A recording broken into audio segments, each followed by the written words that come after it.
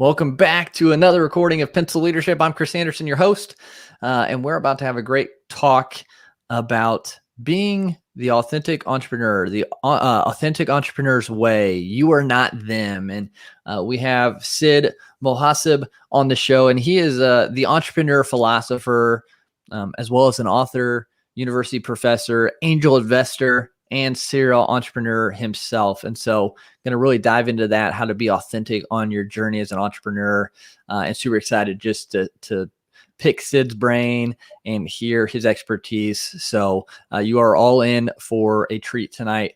Sid, welcome to Pencil Leadership. Thank you so much for having me. It's great to be with you. Absolutely. Thanks for taking the time out to be on the show. Would love to hear a little bit about your backstory, just what got you into being an entrepreneur and the entrepreneur philosopher that you are now. Excellent question. So I will answer it in a way that that probably you wouldn't expect, and that is, I was born an entrepreneur. Okay. Kind of like you and the rest of your audience. Yeah. We are all, I believe, we are all entrepreneurs, and I can prove that. Okay. Entrepreneurship, if you go back to the origin of the word, and when it was used originally by John Baptist, say, in the 1700s, and then by a guy named Richard Cantillon later on, and so forth, it was defined as an entrepreneur is a person who would have a resource and who would take a resource and manage that resource to a place where it has a higher yield. That was the original definition. And then Richard Cantillon, as I said, was an Irishman. He said, no, it's not just that. It's if you have something, or you make something, or it could be an idea, it could be anything. Whatever resource you have, whatever you have, and you're trying to make it into a better thing, so you're exchanging it with something better, knowing that there is some risk, that it's not guaranteed, that's entrepreneurship. And then some others focused on the meaning of entrepreneurship from a kind of a pure linguistic matter. And entrepreneur is a combination of two words, entre and prender. Entre means to undertake, okay? And prender means to understand or grasp. Okay. So entrepreneurship means to undertake the act of understanding. In other words, to learn. Yeah. So if you've ever learned, we do a lot of learning when you're starting out as an entrepreneur in today's definition, for sure. Wow.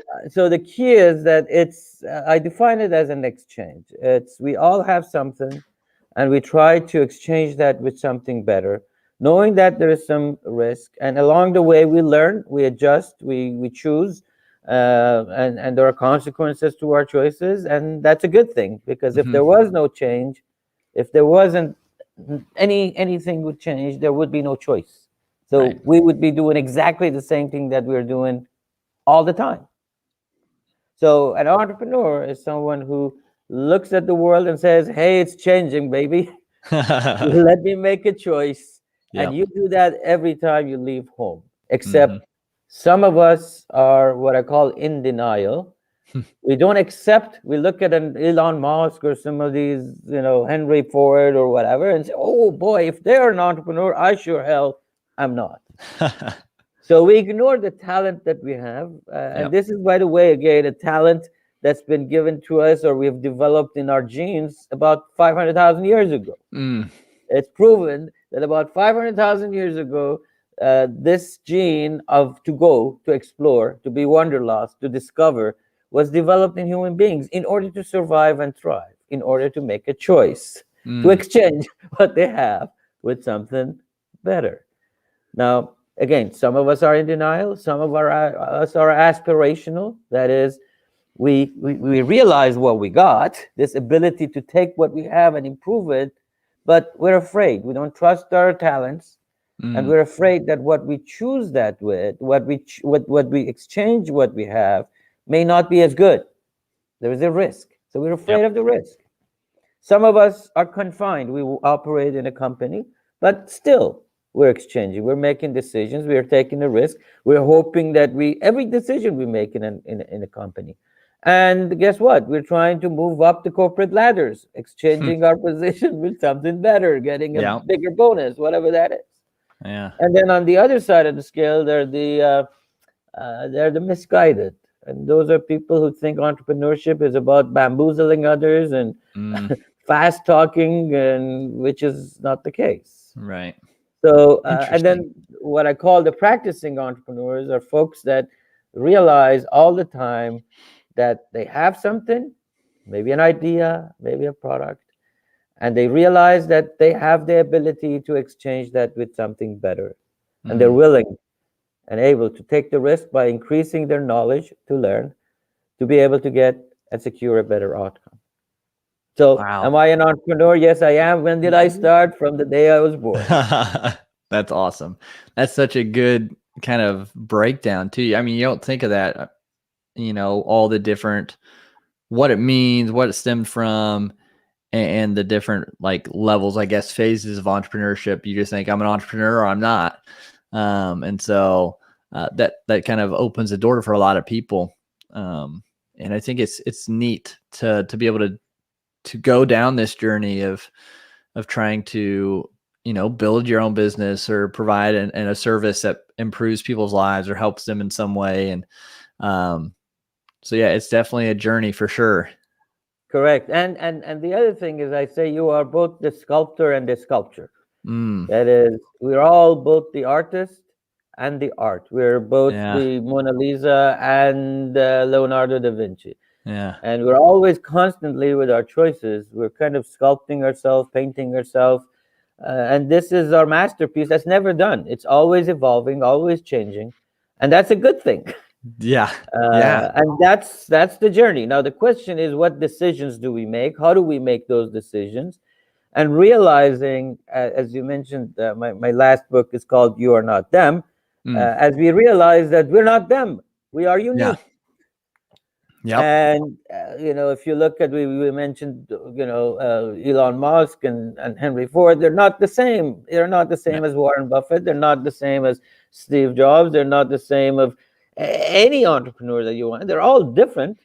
They have their own philosophy. They have their own personality. They have their own definition of risk. They have their own priorities. They are Mm-hmm. who they are, Yep.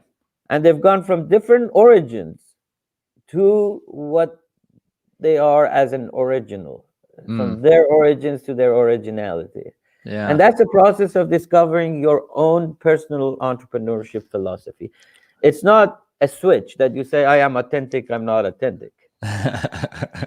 Right. it, it's a process of Yeah. defining yourself and redefining yourself. And I offer some ideas in terms of how do you do that? How do you build It- your own personal entrepreneurship philosophy? yeah. Because it's so hard nowadays. I mean, one, because we get to see everything, the best of everyone all the time.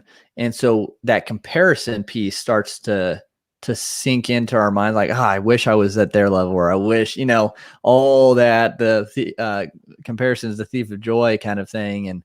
And so we start saying, well, yeah, like I would like to, do what they're doing or live where they're like, and so we start like picturing ourselves in their position instead of like, well, how can I improve today? How can I be my best?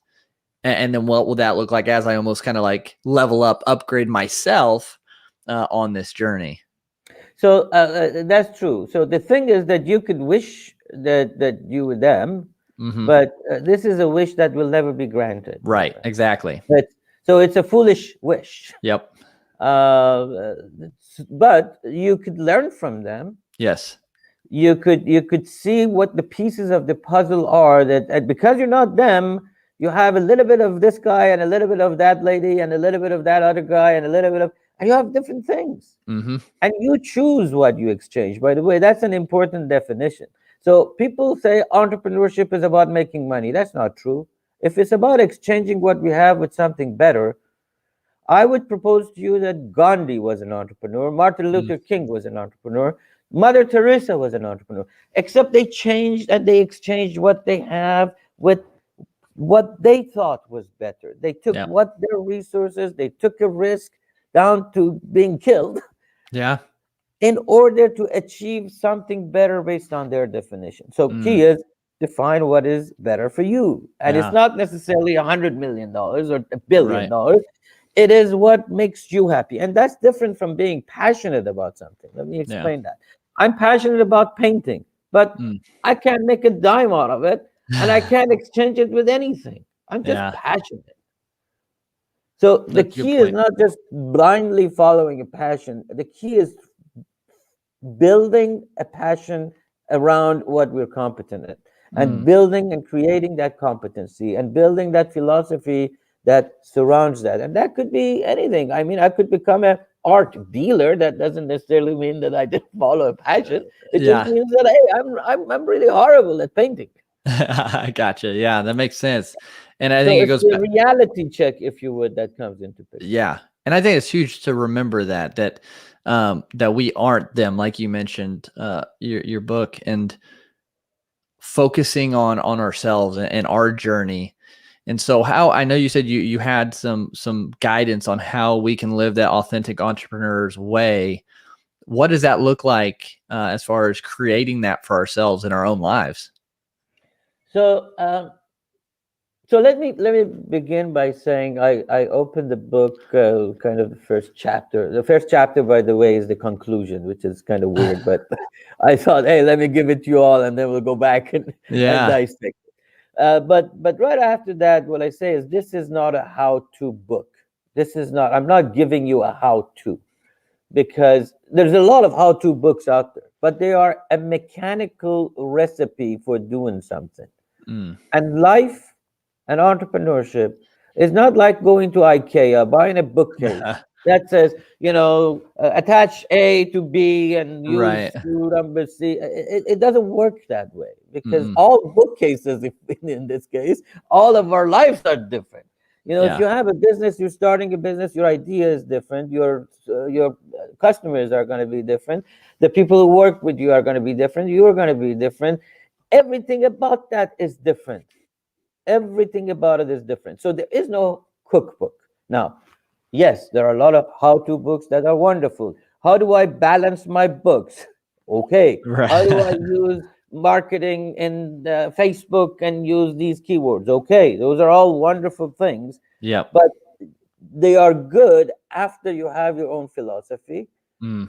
Just like it's great to learn from others, from what they've done, Yeah. except you need to pick the things that is yours and create your own jigsaw puzzle from all of those pieces. And what that requires, the first thing where I start, is this: you have to be an unwritten letter. Mm. Meaning, if you already have a definition of, here's an entrepreneur and here's what, this is who I am, this guy is saying some stuff and I've read well, it's not going to work. The first thing is, please be an unwritten letter and let's do this together, and then you're on your own. You can build whatever you want. Right. I'm not giving you a how to of how to do that. So uh, so here's a few things that's critical. And I Okay. use a lot of analogies because I believe analogies can communicate things. I mean, in my book, I use a lot of stories, personal Hmm. stories, and others. But there are a few things. For one thing, I'll say, you have to be a pilot. Okay. As a pilot, just consider a commercial pilot. They get Hmm. on American Airlines or United or Delta, pick any one you like. They have a routine. They show up at 8 o'clock. They have a flight, and they go through a process, checking engine okay, fuel okay, weather okay, Yeah. personnel online, right? Weight okay. What they're doing is they're checking on risk. Mm. Okay, it's a risk list, Hmm. and they're checking it. This is kind of like somebody who goes and works for a company. It's the Okay. same thing. It's a routine. It's a risk management process that you check mark and you control.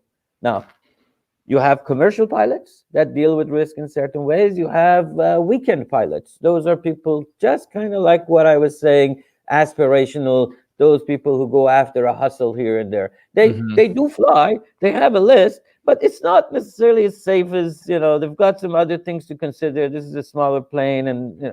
And then you have fighter jet pilots. Mm. Now, fighter jet pilots are more like entrepreneurs. Okay.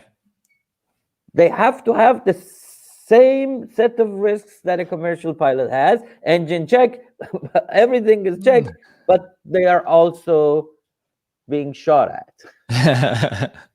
Okay, they have competition. It's all going on. A lot of stuff. They can run out of fuel because they don't get enough, and the game would change.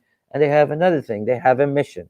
They are defending a cause. They have a purpose, and the purpose is beyond. I'm getting on a plane to go from point A to point B, drop off some passengers, and come back and make a few dollars. There's a bigger purpose to it. So, and all of those that you have to remember is. Let me ask you this. Who do you think takes more risk? The pilot or the passenger?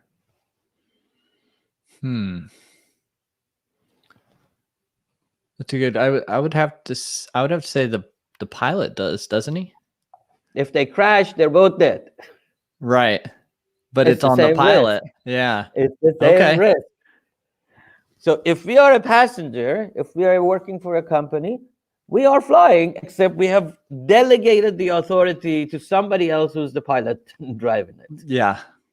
When we say we are an entrepreneur and we take destiny in our own hands, we are the pilot. The risk is the same, except we have to be clear about we are the pilot, and we have to have the competency to make sure that the risks are navigated. So being a pilot means I want you to look at the risks that are available. It's not a matter of risk management. It's not a matter of risk avoidance.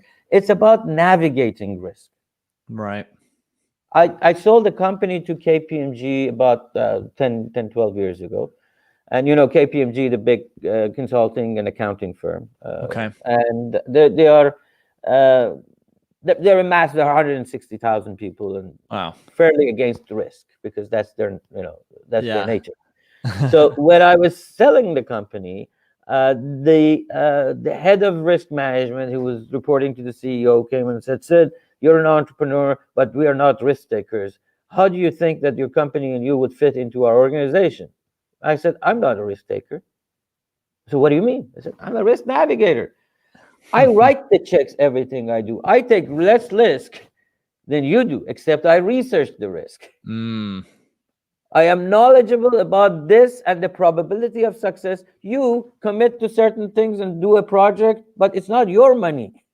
I am a lot less risk taker." Now, risk takers are in Las Vegas. They're in Atlantic City. Risk takers are not entrepreneurs. Risk navigators are entrepreneurs.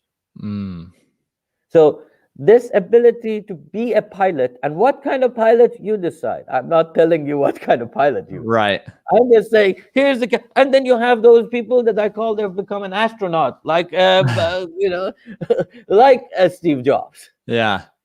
Right. They're working for some other mission. There's another bigger thing, and they're unique and they have certain capabilities. And not every pilot is an astronaut. Right. And not every commercial pilot is a fighter jet pilot. There's certain profiles. There's certain ability to manage and maneuver risk. So that's one. Be a pilot. Okay. The second is, I'll say, access your oceanness, or develop your oceanness, or be an ocean. Be an ocean. What does that mean? Yeah. That means, think about an ocean. An ocean is an ecosystem, and the ocean connects things together, connects fishes and marine life and plants and all that. It is, so it's a connector. It's also a provider. Yeah. They can live. Yeah. Okay, the oxygen that goes in there, all the stuff that goes in there, and what's happening to all the plants and all. It's a provider. It's a connector. It also energizes. Just the fact that you have the waves, and you have different kind of waves. You have the tropical waves, and so an ocean is a provider. It's a connector. It creates energy. Now, unless as an entrepreneur, you wish to think about what product you want to have, design it, build it yourself, market it to yourself, sell it to yourself, consume it yourself and pay for it yourself, you need an ecosystem. Right. Period. You need others in order for you to win. Now, that others could be a combination of employees, dependence on the society, provide the partners you may have, the customers you may have, and employees you might or might not have. Yeah. And investors. They're all in your ecosystem. So when I say be an ocean, it means in your ocean, or apply your oceanness, create this thing that you understand you are an ecosystem, is be a provider, be a connector, be an energizer. And just like ocean, sometimes you need to be calm, cool, and collected, and sometimes you need to be violent. Yeah. And violent has nothing to do with beating each other. It's look at the ocean. You're afraid of it because it has this might. You have to have a might. Yeah. Right? So Yeah. that I call be an ocean. Now, you could like be a it. river in ocean. You could be a small ocean. That doesn't mean that you have to be massive. A Microsoft has 17 million people in its ecosystem. You could have 7. That's okay. Right. Provide to 7. Connect 7. Yeah. Energize 7. That's your ecosystem. Okay. So just make sure that you can't kind of be on your, there has to be others in that environment for you to thrive and survive. It can't just be you to get to have any growth, to make an impact at all. Yeah. And I use a lot of stuff comes off of these ideas. For example, Yeah. It doesn't matter what you have, it matters what they want. Yep. It doesn't matter what you have. It matters what people want, what the customers want. Otherwise, you're in your own bubble. Okay, stay in the bubble. But then you're not an entrepreneur because you are not exchanging what you have with something better. Yeah. You are an isolated, static thing. That means you have not embraced the change. That means you have not created more choices for yourself. That means you are not pursuing happiness. Again, entrepreneurship is about pursuing happiness, however you want to define happiness. Yeah.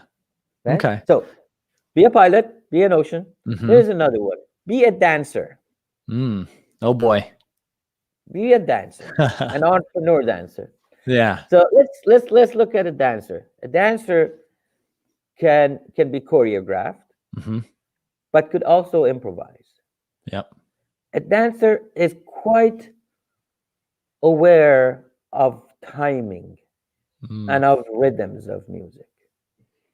An entrepreneur must be aware of the rhythm of the markets, of the tempo of things, and has to be very, very aware of the timing of things. You can't just say, "Oh, let me introduce, I don't know, something that was used, a Thomas guide, which we used 30 years ago to find our way around things." It was a book. You're too young, but there was a book. We all had one of these things in our car. We wanted to go from point A to point B. We look at this. We look at the grid A72, and we say, "Oh, we got to take this road," and then we'll stop another 5 miles and then look at it again. No, you can't have that because it's not relevant. That's a timing issue. So there's another thing about dancers. It's hard work. Yeah. It's a lot of training. It's a lot of work. To become an excellent dancer, you require a lot of work. And it's not about fighting things. So a lot of people say you have to fight through or muscle through, or that's not the case. If you're doing that, you're using your energy in the wrong way. A dancer uses the energy and the movements in a way that the body, be it your company, is moving in a very nice way without physical force. It's not about fighting with markets. It's not about fighting with bad times. It's about being able to move in a very, very effective way. Yeah. So be a dancer. And then, I'm just, brushing through some of this stuff. There's lots of things that I talk about in details about what is a dancer, how does it work, and all that. Then there is the being authentic, and that's about leadership. Now, I say leadership and entrepreneurship are twin brothers. If you want to exchange something that you have with something better, that means you're in charge. Mm-hmm. That means you're leading the charge. Okay. Right. Yep. So there are no, I can't tell you do this and this and this and you're a good leader. I could tell you these are the parameters of being a leader, and Right. and then you have to build your own leadership style, because that's the only one that would work. Yep. Your leadership style works with you and your company. What is that? For example, I talk about trust. Yeah. People say it has to be a two-way trust. I say it has to be a three-way trust. Okay. The first, you have to trust yourself. Yeah. A leader must be able to trust himself or herself, or others will never trust you. They will never trust you. And then you Right. have to trust others. Yeah. You can't be trusted just because you are a leader. Yeah, some people, inherit something and then they're sitting, but they're not true leaders. They're leaders because they control somebody's paycheck and they're afraid of them. Well, that's one way. But leaders who can change things and build massive things, they are trusted. And in Yeah. order for you to be trusted, you have to trust others. It is a three-way cycle. Then you have things like courage. You have to have the courage to be wrong. You have to have the courage to challenge yourself. Yep. To dispute yourself. You have to have the courage to push through the pain at times of bad decisions. You have to be. There's lots of dimensions of courage there. Yeah. Right? But it's different than just saying, "Well, I'm a courageous guy. I'm gonna go, discover the moon or whatever." You're a courageous guy when you say you are wrong, when you back up, when you fail, Yep. when you retreat, when you change course. Yeah. Those all require courage. You have to be able to also communicate at different levels. You have to have variable communications. Okay. And you have to be situationally aware. And lastly, you have to be competent. If you're not competent at what you do, slowly your leadership is eroded. People don't trust you anymore. Right. And you see that, if you look back, you can look at situations and people can see that in a lot of places they may have worked, or people that they were their managers or leaders, and they could see that. And a lot of time somebody was great and a lot of people want to go back to what they were great at. And guess what? Cultures don't change that way. Organizations don't change that way. I was once this. No, that doesn't work. Things move. Otherwise, all Italians would go back to the Roman Empire. And it doesn't work that way. Right? And then lastly, I talk about actuating your mindfulness. Okay. Which is, people talk about mindfulness these days a lot. You got to be mindful. You got to be in the present. You got to be in the now. You got to that's all fine.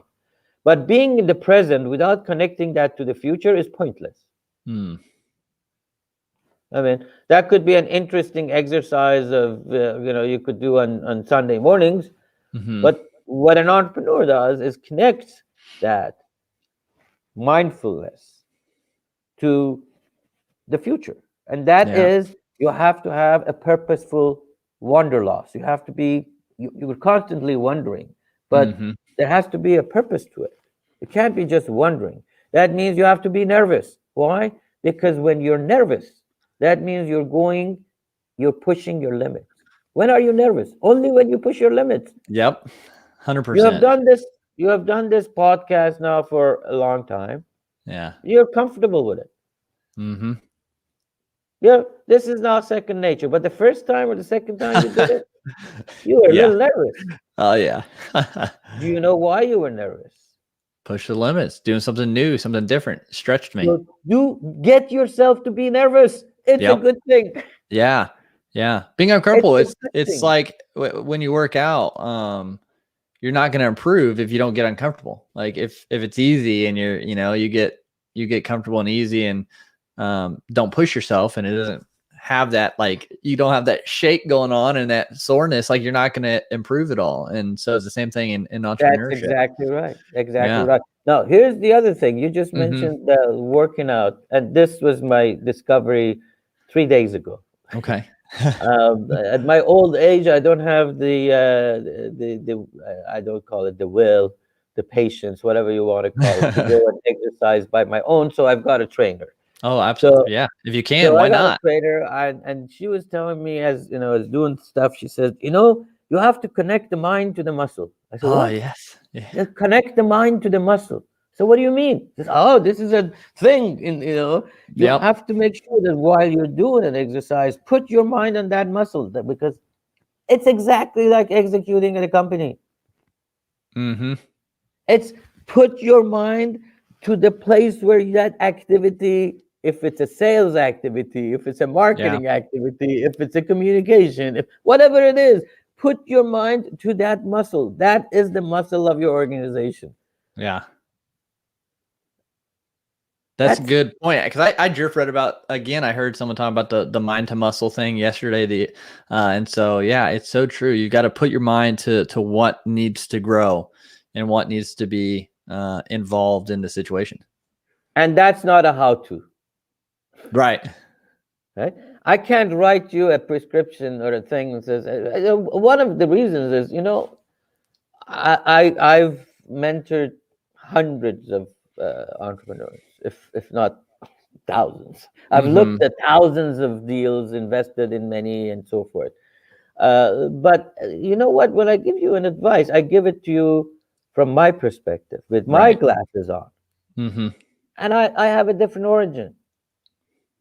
I have different. I can put myself in your shoes as much as possible, but I'm not you. Right. This is what I would do, but that's not what you should do. You should alter this so that it fits you. It Yep. fits. I don't have the relationship with my wife or husband. You do Mm-hmm. when you're executing. I don't have your tolerance at risk or lack of. I don't know how much money you have in the bank. I don't know if how your relationship with your son is. I don't know. I don't know any of those. Right. I'm just hearing something that you're telling me, which is filtered through your biases, and then filtered again through my biases, and responded back to you from the side. It's a three-way bias I'm giving it to you. Right. Yeah. It's Right? we can take in the information, but then we have to utilize it and put it into our own journey in the unique way that fits us and our talents and skills and abilities and Correct. where we're weak as well. Correct. Now, if you build your own philosophy, your Mm-hmm. own entrepreneurial philosophy, here's what happens. Mm-hmm.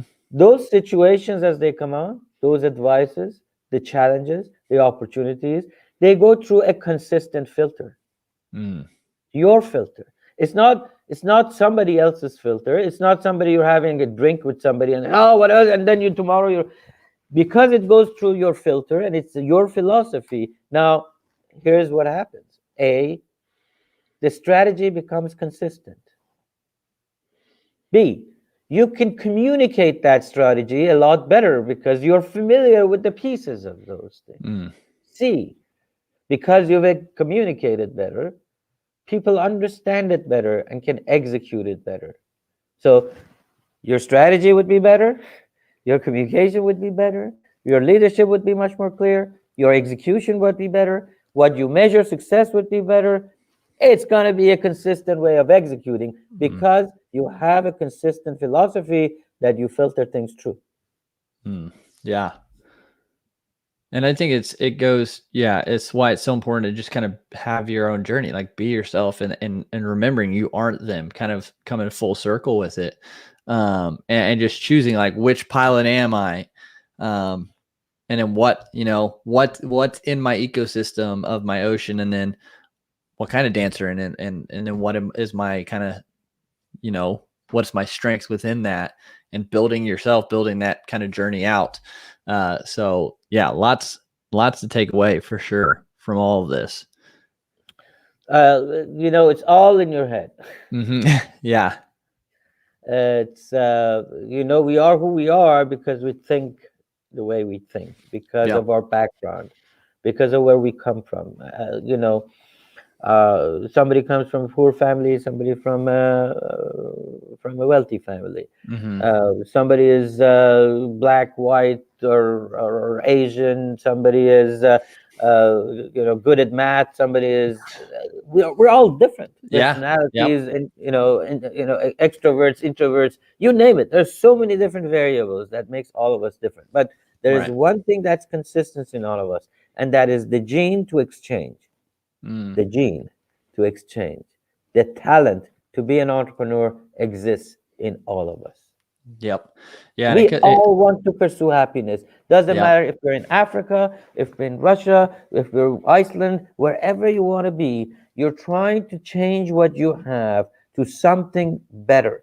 And if you realize that you're doing that and you realize there's always a risk, you have tapped into your entrepreneurial talent. From Mm. that point on, it's how do you use your talent? Yep. Absolutely. And that's like, so that's one reason, like with Pencil Leadership started, is because I just saw there people had so much more potential that I wanted to help them kind of pull that out into their own, like what that looked like for them, but show them that they had that potential and just provide just information that they could take and then implement into their journey to improve and to kind of live into it. And That's right. and then it kind of goes to the last there's 5 traits with pencil leadership. The fifth is and I'm always curious to hear the guest response on this as we kind of wind down, is the fifth trait is we're all created uniquely and with a purpose to leave a positive mark on the world. And so when everything is said and done for you on earth, Sid, what do you hope your positive mark is? My positive mark. Uh, I'll tell you what I'm doing now because it tells you why I'm doing it. I teach about a third of my time. I teach at USC. I'm an adjunct professor there about strategy, and I do speaking engagements, and I do Mm-hmm. write a lot of articles. From I don't know Times to Newsweek to USA Today, whatever, right? And I write books. That's about another third of my life. And then I help young entrepreneurs. I make investments in early stage companies, and I work with every single one of them. Hmm. So you could see the circle is about uh, communicating this thing that I believe and helping people achieve what I think they can achieve, which Yeah. is you are an entrepreneur. I Mm. believe the future of our country depends on discovering that we're an entrepreneur. I Yeah. think we have lost our ways in defining what capitalism is. Capitalism is not elitism. Capitalism begins with every entrepreneur. Capitalism begins with us realizing what we can achieve and then achieve it. Yep. So that's who we are, and I see Yeah. that moving away, and I see that being eroded. And I believe if we go back to what made America America, to our roots, Mm-hmm. to being able to build things, create things, and it's not about all moving to Silicon Valley and all being the guys that make billions of dollars.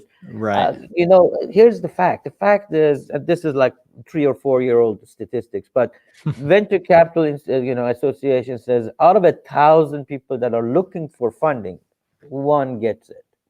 Hmm. And then out of 1,000 of those that get their money, one actually make it to a positive exit. Positive exit means it's not. It doesn't mean you're a billionaire. It doesn't mean you're a millionaire. It just means that you made what you had invested in the company. That's it. Yeah.